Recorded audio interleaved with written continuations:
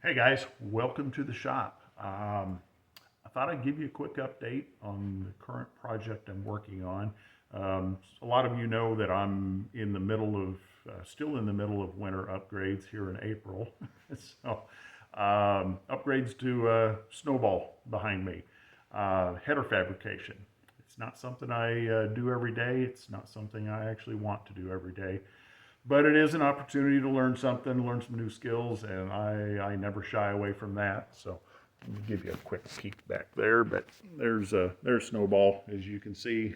She's in pieces, and we're working on header fabrication. So um, yeah, let me pop that back there. I'll give you a quick update on what's going on. Um, as you know, well, yeah, header fabrication. Where to start? First of all, I started off with and invested in a header modeling kit. Think of it as Legos for adults, adults that still act like kids. But yeah, they're Legos, they snap apart, they go back together like so. The people at Ice Engineering, and then came up with this, and I bought these through Trick Tools up in Iowa. So the process is you create your header model on the car. Then when you're happy with how it's all routed and everything like that, you take it off the car, you take each primary off the car and transfer it to steel, cut your steel pieces, and weld everything up. Sounds easy, right? Yeah, and quick, but it's not. At least not for me. You end up with something that looks like this. This is one of my primaries. Um, Transferring all this to steel gets a little challenging. Fortunately, the good people at Ice Engineering, they put, you kind of see these arrows on here. They put an arrow down the center line of every part and then a little tick mark at 30 degrees. That's all great when all the arrows line up, and that's what you try to do is keep all these arrows lined up, because then it's super easy to take your part. Let's go like that. Take your part, take it over to the bandsaw, and you cut that piece out. It's great because everything's constant. But what happens when these are rotated? And in this case, section 2 and 3, they are rotated 150 degrees apart. So you end up with something that looks like that.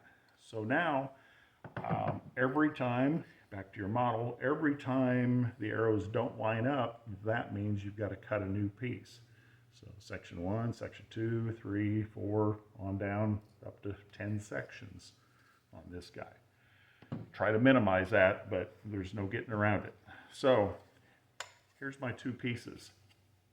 I've got to transfer these to steel and then figure out how to align it. So I went over to the bandsaw. You can't see all this, but went over to the bandsaw, got a fixture over there, and cut this piece out of that. Now the challenge becomes, okay, I need to mark the exact center line of this guy, which is going to be the arrow, just like in the model. And then do the same thing to this guy. It's straight with just a tiny little kink, which is this guy. Once again, I need to mark the center line exactly. So how do I do that? Well, you guys know that I do a lot of 3D printing. Generally print my prototypes before I machine them. Well, in this case, I printed a couple of little fixtures, things like that. So what I'm doing with these guys, turn this guy around, I pop this guy in there, and as you can see, I printed him at half the diameter of the tube. And so I know you can't see all that, but what I do is pop him in there, lay him down, and take my Sharpie, and now I've got a mark right at the center line, exact center line. So that equates to the arrow on the model. Do the same thing with the straight piece. lay him down in there. There he goes. Take the little Sharpie again. Again, we're just laying him in the fixture and marking him. And now I've got the center line marked on him, which is the arrow on this piece. Okay. You might have noticed there's a line scribed all the way in there that just keeps them in line. So if these get turned and whatnot, I can put them back into position. Well, I know from that model that these two pieces are rotated 150 degrees apart. So we're going to count our tick marks: 30, 60, 90, 120, 150. And there you go. That's that guy. So what do I do with these guys? Again, that's the tick mark. And now it becomes the challenge. I've got the center line on both of these, but now how do I know I'm 150 degrees? Because just a little change here, a little change back here makes a huge difference out here, and a big error. So back to the 3D printer. I printed this guy. You can kind of see he's got an arrow on him and a tick mark at 30 degrees. So I pop him on here, line up the arrow with the tick mark. Actually, I'm going to do it on this guy, on the curved one. Line up the arrow, and then like so, and then I'm going to count around 150 degrees: 30, 60, 90, 120, 150, I think, yeah, 150, and make a mark.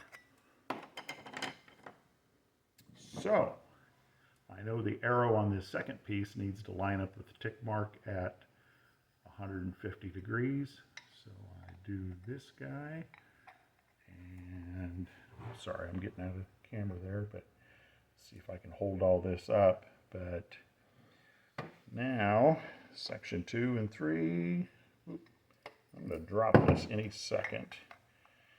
So we'll do that, but you get the idea. So now I've got the part that mimics the model. Take this over to the, put the clamps on. That's another thing that comes with the kit is tack weld clamps. They just clamp on here, hold these pieces in. Take it over to the welder, clamp things up, and tack weld them. Then it's on to section 4, then section 5, and so on and so forth. So it's a long, tedious process, but well worth it. Like I say, without these, I'd be going through a lot of scrap, and I might still, honestly, because this is my first go around on kind of the second. Actually, I wasn't real happy with the first set I made a couple of years ago for this, which is why I'm doing this now and why I invested in the header modeling kit from Ice Engineering. That's all I've got for right now. I just wanted to share, how 3D printing can be extremely helpful. It can be used for something other than printing superhero action figures. So that's all I got for now. Let me know if you want to see something specific. I'm going to try to do more of these videos and keep you updated on things. We'll talk to you guys later.